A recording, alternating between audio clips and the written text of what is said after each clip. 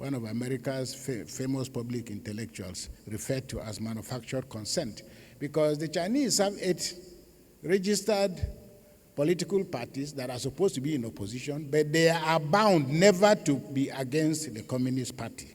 So yes, they exist. And you can claim that China practices multi-party democracy in the same way that we can say Uganda practices multi-party democracy, or Cameroon, or Rwanda.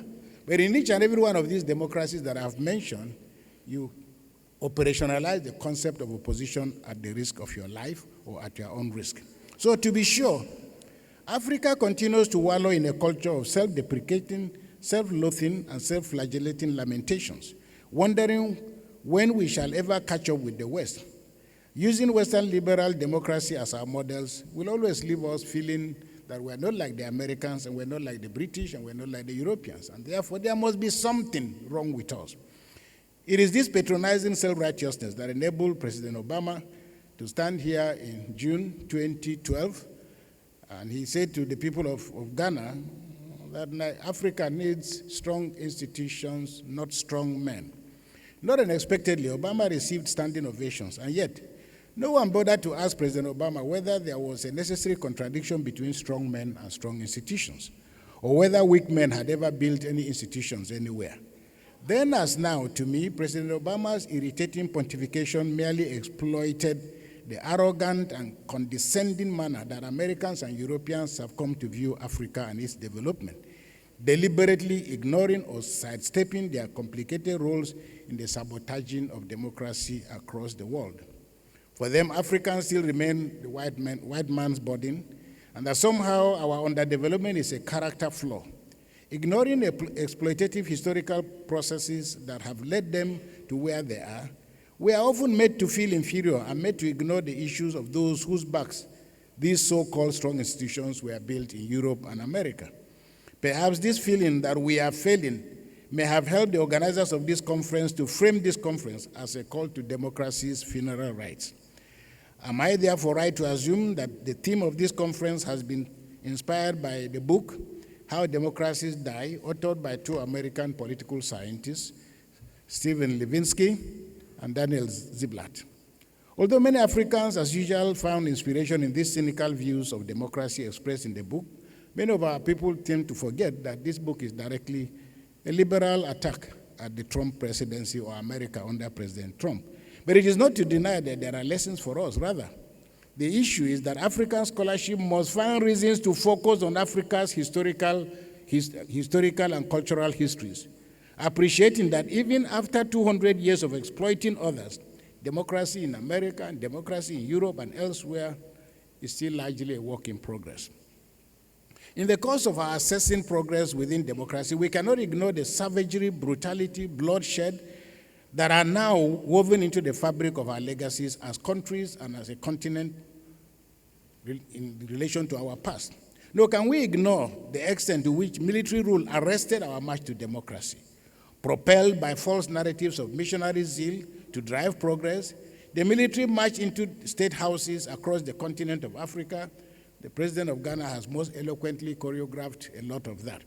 And yet years of military brutality and bloodshed through endless coups and counter-coups across Africa helped to fracture our democratic ecosystem, destroying the very foundations of our cultures of human rights, free media, functional and effective bureaucracy, judiciary, legislative assemblies, and constitutions.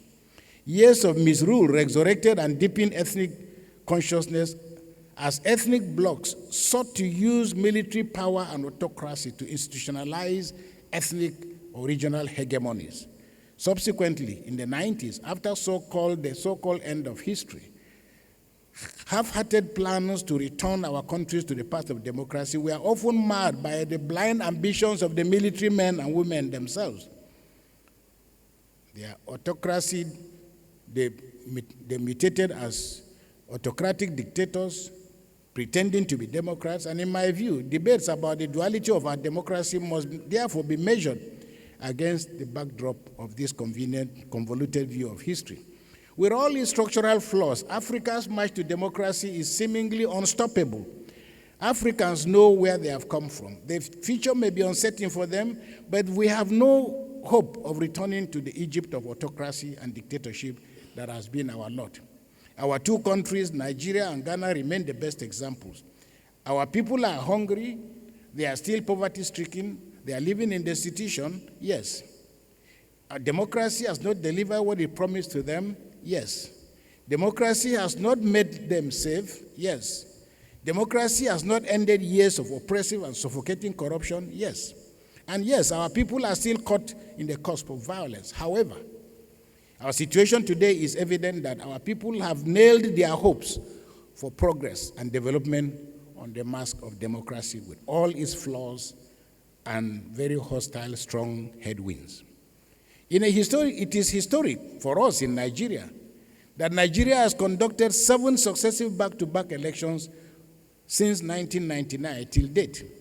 These elections have been seriously flawed, they have been bloody, they have been chaotic, they have been below par. Yet, unlike a few years ago, Nigeria, neither the losers nor frustrated citizens of Nigeria have called the military to stage a coup, as it was, and it has always been the history of our country. Our people have now realized that military rule has proved itself to be a cure worse than the disease, and that the military itself has also realized the institutional damage it suffered from years of being in power. Therefore, the challenge now is for Africans of this generation to ensure that in our hands, the seeds of democracy are nurtured.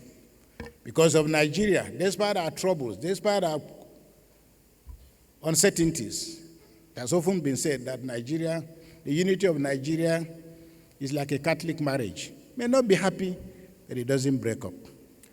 This discussion is timely and auspicious. However, your topic, How Democracies Die, should be replaced by a more hopeful title, How Democracies Can Survive. For indeed, who has ever seen the corpse of a dead democracy or even once a carcass? Our concerns, of course, should be on how to learn lessons about the consequences of democracy dying and seeking how to avoid what is happening across Africa. Any good driver seeing another car in the ditch after an accident would do well not to pity the car that is in the ditch, but to obey the rules of the road.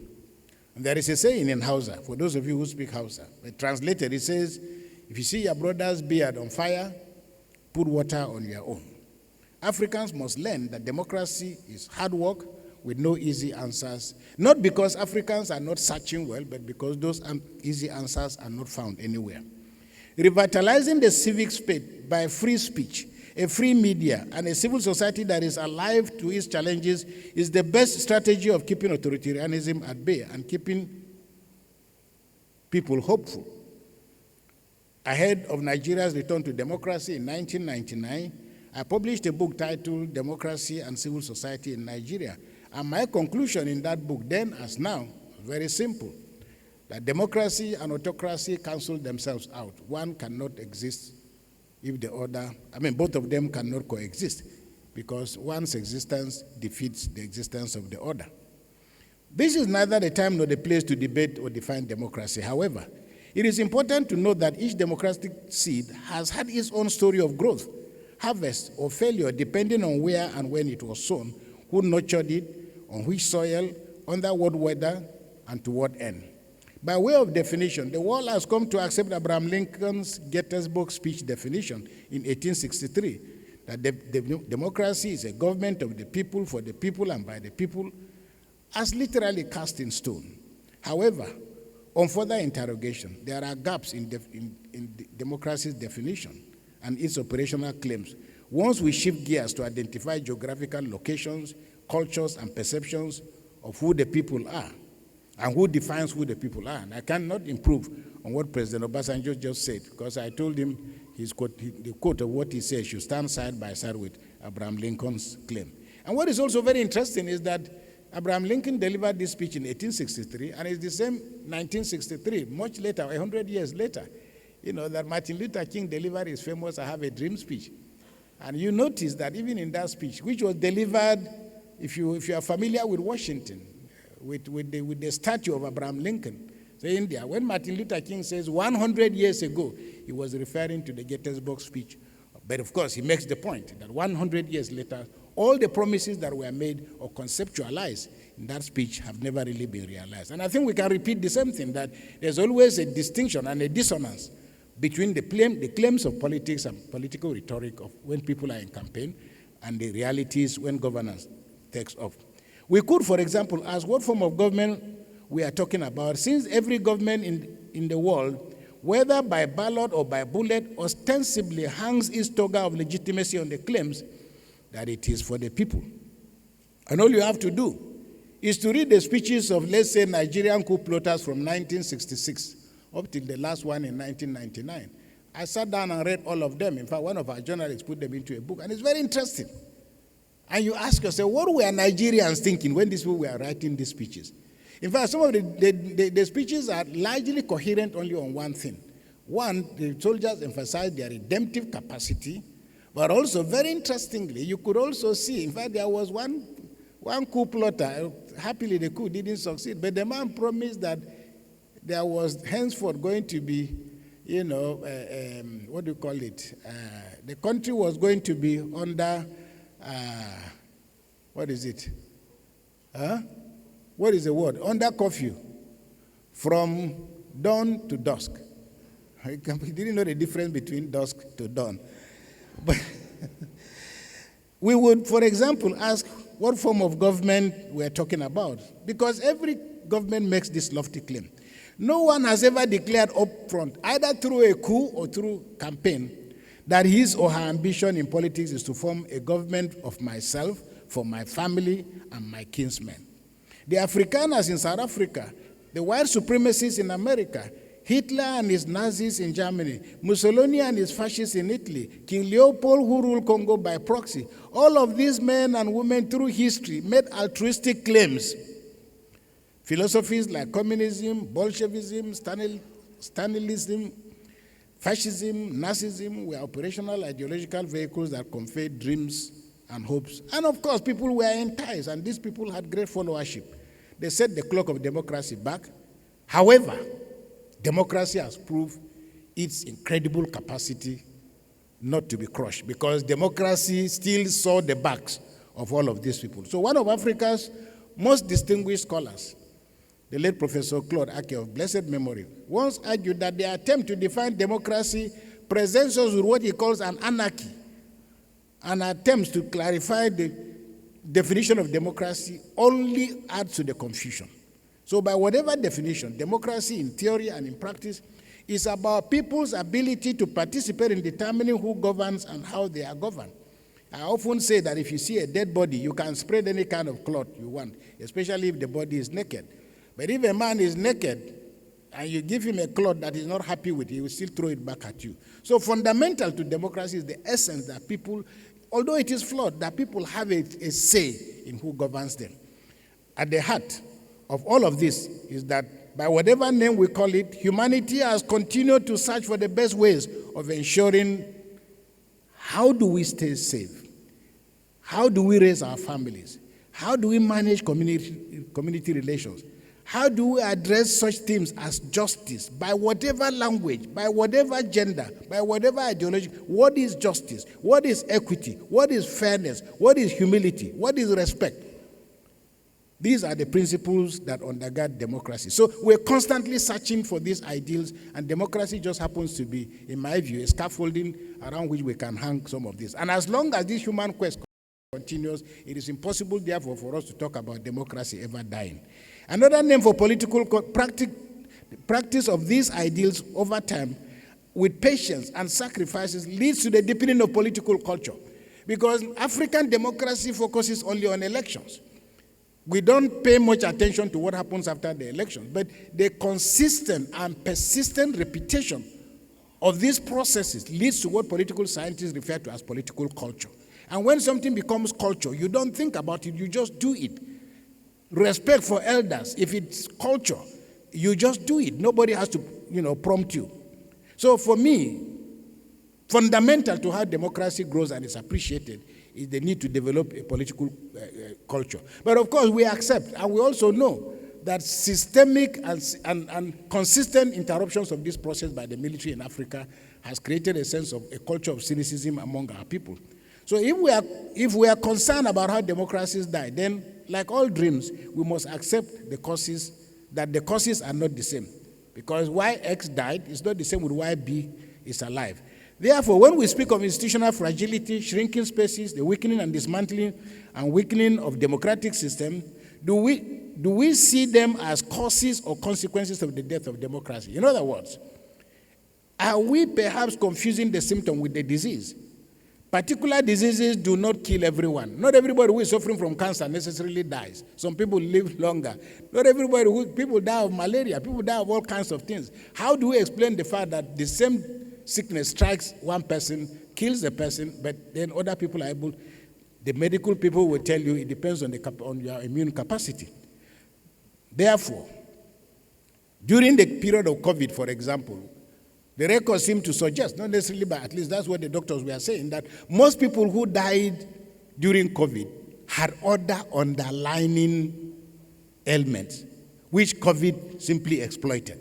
And I think we can therefore say the same thing about democracy, that its capacity and ability to survive depends on what are the underlying socio-economic, cultural conditions around which democracy is supposed to grow.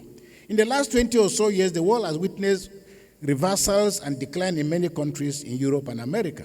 We have witnessed the rise of what is now called illiberal democracies, sustained by right-wing hate groups.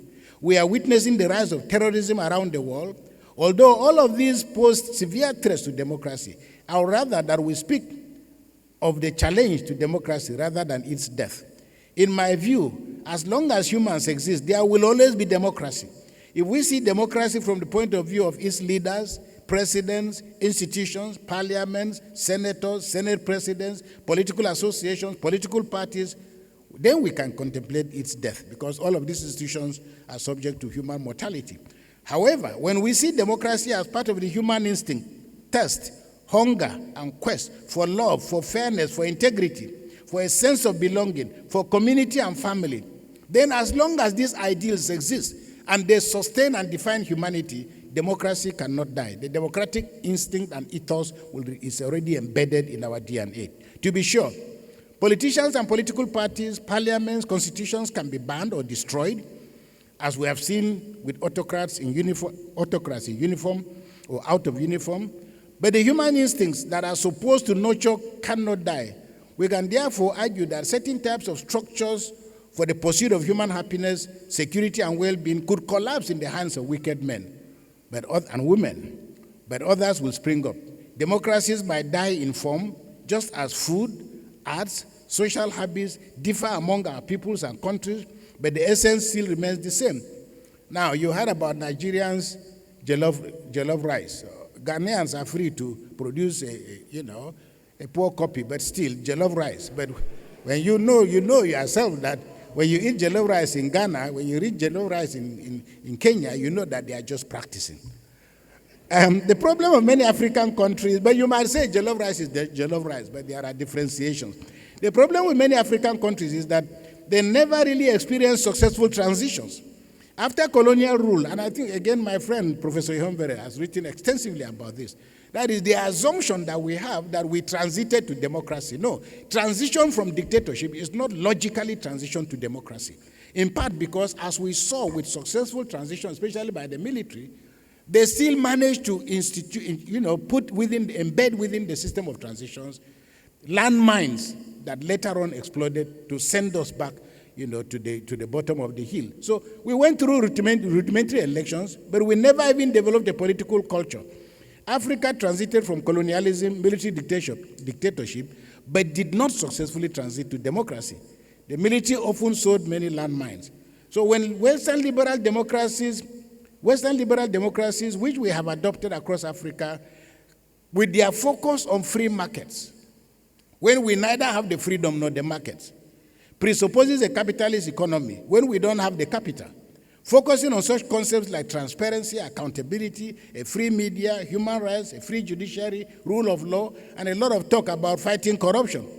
The elevation of these concepts does not address other fundamental cultural factors that blur the lines in many African cultural discourse. And there are many people here, I'm sure President Obasanjo will also assign on to that in many African languages, for example, Western liberal democracy insists that opposition is institutionalized as part of democracy. But for many African countries, we're struggling, we're thinking in English, but unable to speak in vernacular. Because what does really opposition mean? And of course, many people will argue that because opposition is read in the vernacular as somebody who is an enemy, that is why it is easy for the reflex of the African politician to want to either bump off anybody who poses himself as an opposition.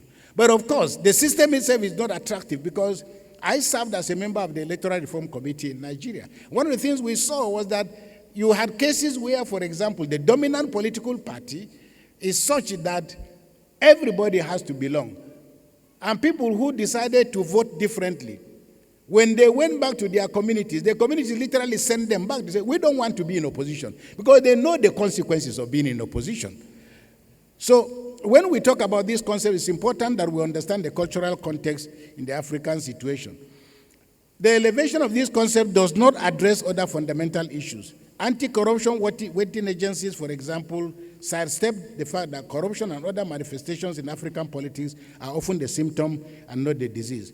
The Mo Ibrahim Index, for example, broadly measures the efficacy of democracy by such concepts like freedom, political participation, media, freedom, education, human rights, security, transparency, accountability, anti-corruption, sustainable development, among many others.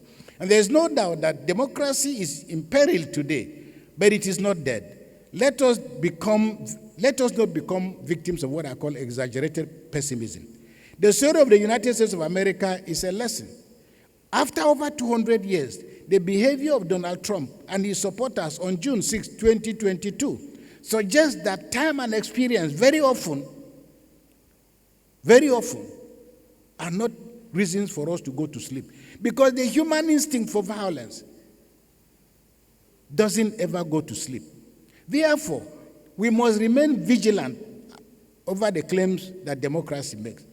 And the point, therefore, is that no matter how long democracy has been in our country, it is the strength of the institution that sustain the occasional assault to this foundation. Now, of course, if you live in a country like Nigeria, Ghana, and many African countries, a culture of cynicism has been embedded, because if you talk to Nigeria, people tell you, are we going to eat democracy? If you tell them it's going to take a long time, they say, how long is long enough?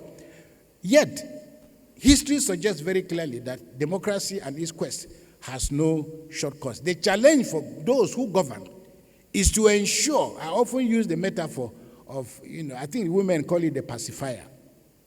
This little plastic rubber that women put in the mouth of a child. The child is sucking the rubber. There is nothing inside the rubber. But at least it enables the mother to continue cooking without disturbance. So in a way, African politicians must give us some plastic rubber to continue to manage, between now and the next election. Democracy's womb possesses many seeds, the good, the bad, and the ugly. It's not so much the quarrels that politicians engage in. In fact, many ordinary Nigerians, including myself, continue to encourage our people. Please, when you see these politicians fighting, even if they are throwing chairs among themselves in parliament, don't kill yourself, because they will still close the door and distribute the money of state among themselves. In that area, there is no fight. So very often, many of us jump into thinking that, these politicians don't like themselves. No, they like themselves. Even armed robbers have common interests.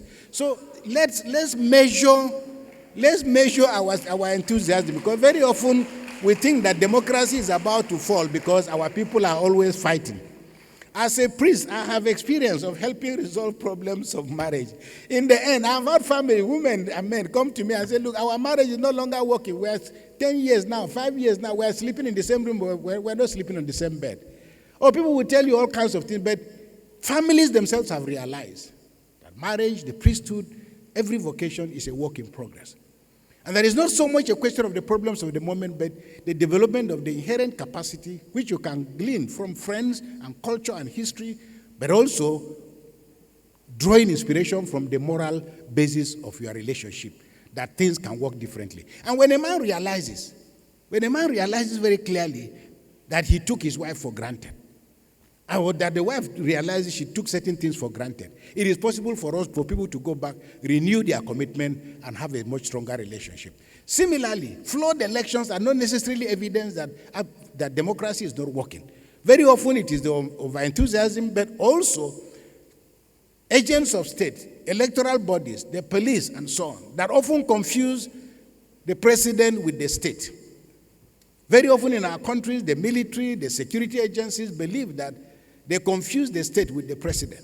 And they think that their obligation and responsibility is not to the people of Nigeria or Ghana or Kenya, but it is protecting the regime that is in power. Rather than dying, democracy can lose its appeal and allure for very many reasons. But often the letter and the spirit of the Constitution are miles apart. Therefore, we must continue to make the point, that citizens'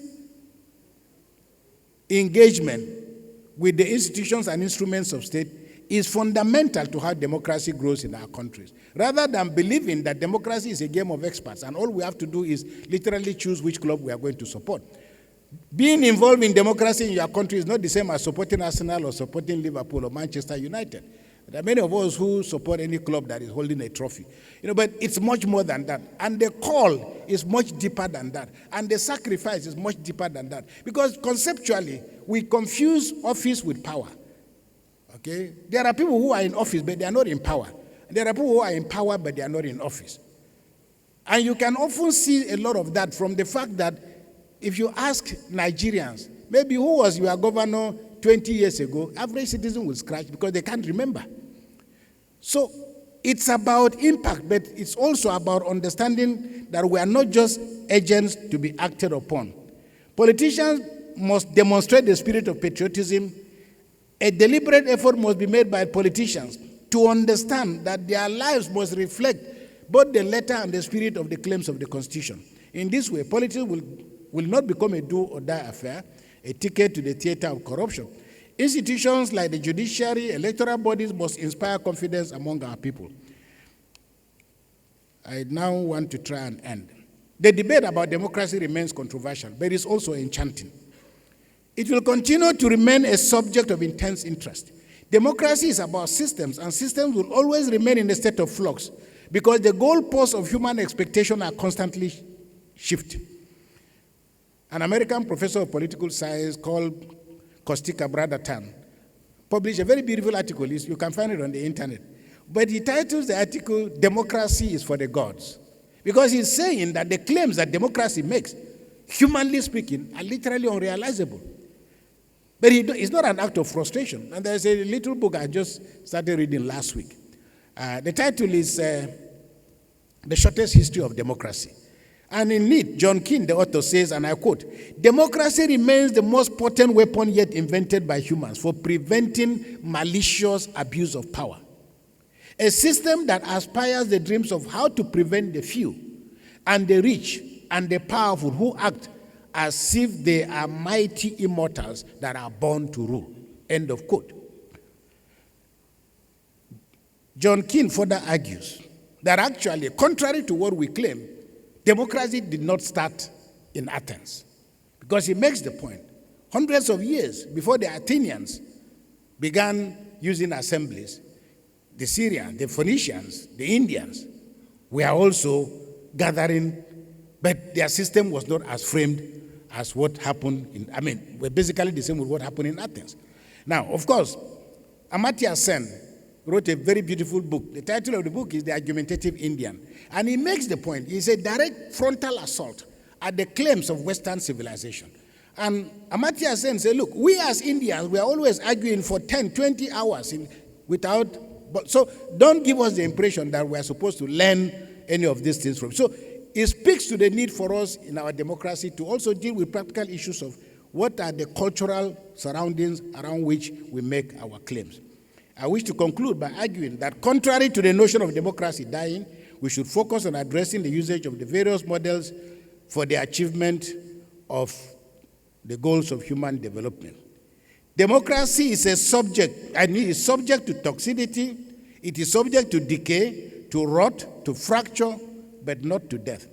Democracy will never die. There will be bad elections. But the only cure to a bad election is another election. Often those who pose the greatest threat to democracy are the elected officials who often, as one of our Nigerian politicians, a friend of mine who died just about last month, Mr. Uduaghan, who once said that, he said to me, he said, Nigerian politicians believe that people vote for us to enjoy on their behalf. So the assumption that politicians have that the rest of us who voted for you are so stupid, and that all we are supposed to do is to stand and look at you in your beautiful cars, your beautiful houses, and we are all just spectators. All we can choose is which team are we going to clap for. Participatory democracy means participating in elections, but also participating in reaping, the outcome. So I therefore want to end by saying, first of all, it's a great honor, President Jonathan, for me to be here. When you took that decision on March 31st, 2015, he's written a little book, which you should read, My Transition Hours. But when you took that decision, it was one of those moments that it was between yourself, your conscience, your God, against the run of play. On the 31st of March 2015, even before the elections had concluded, when you made that call, you were answering what to me was more or less a divine call. And by taking that decision, not only did you reverse, and I think your successor made the point himself over and over. You had all the military, you had all the paraphernalia of power around you. It would have been possible to instigate a war. But by taking that decision, in my view, the people of Athens entrusted into your hands a touch of hope, a touch of what democracy should look like. The honor, the dignity, the sense of sacrifice. That is what democracy is all about. You illustrated that. And it's the reason why when you call, I will come. When you knock, I will open the door. Because right now, I had to excuse myself from a meeting of the Catholic Bishops' Conference of Nigeria, which is still on. Our meeting is finishing actually on Sunday. But I had to excuse myself to be here because I thought it was a great honor for me, to be with you. But please, General Theophilus Danjuma, one of our greatest statesmen, President Obasanjo's colleague, once said, very often, the voice of the devil is not so far from the voice of God. Listen very carefully to those who want to use you as an instrument for the elongation of their interests, and not your interests or the interests of Nigeria. Think very clearly, pray very clearly. Final decision, it's your call. Finally, some years back, John Major, a former British Prime Minister, addressed top-level politicians in the UK. And he started his speech by posing a question. He said, if after 850 years of our democracy in the United Kingdom, if there is one person in this room that believes that we have gotten it right, please raise your hand. After 850 years, if there's anybody who believes that we in the United Kingdom have succeeded in our democracy, please raise your hand. Of course, no hand went up. Therefore, and I want to end by saying something about what is now catching flame, the hopes, the expectation, the hysteria around our young generation called Gen Z. Being young is a transition. But transition to adulthood and responsibility. Very often, many young people in Africa don't have the experience that people of our generation had. Many of us have the past that we grew up with. Because many young people today are born in Accra, born in Nigeria, but brought up in the United Kingdom or other places, and the children of the elite. Therefore, their expectations are pretty high. And they also, this is a culture of fast food. But democracy cannot be served as a fast food menu. Taking responsibility to govern is not the same as wanting or aspiring to participate in the meal of corruption. Because very often, many young people in Africa, many groups that feel disadvantaged, rather than focusing on the real things, what do we need to do? What kind of discipline do we need to put in place? Because if you want to be president tomorrow, governor next tomorrow, we should see the signs today. There is a saying among the beggars in northern Nigeria, who are the Muslim beggars, that If Friday is going to be good, that is based on the gifts I will be given, I will see it on Wednesday. So if you want to be president of Nigeria or Ghana or your country, begin to study the mistakes that those who came from behind have made. Begin to understand the history, how this struggle has come through. It is no use to pretend that simply just knowing how to kick a football means that you can play like Messi. It's not going to be so. I remember I used to watch Ronaldinho when he was a young man. But Ronaldinho said sometime when he was being interviewed, he said, look, my brother and I, we used to spend 8 hours just practicing. So when you see Ronaldinho do the things he does with the ball, it's not because the ball is in his feet. So, I make the point. Tolstoy once said, all unhappy families are unhappy differently. The reason why democracies have failed somewhere may not be the same with the reasons why democracies have failed in our own situation. But democracy has survived through tough times and has suffered afflictions. Democracy has survived cancers. It has survived demagogues, mobsters, empires, emperors, narcissism, apartheid, and other forms of evil. But as long as there are brave men and women like Nelson Mandela, Martin Luther King, Steve Biko, Václav Havel, Aung San Suu Kyi, the young Chinese boy whom we saw in 1990 when at Tiananmen Square, many of you can Google and see him. A tank was coming before him and he had only a cellophane bag. The tank was going this way, he was going to say, come and crush me. As long as the human imagination that has inspired people like Steve Biko, Mahatma Gandhi, Rosa Parks, Thurgood Marshall, Malala, and thousands of other young people across the world, as long as that spirit is still in us, democracy will not die. The winds may blow,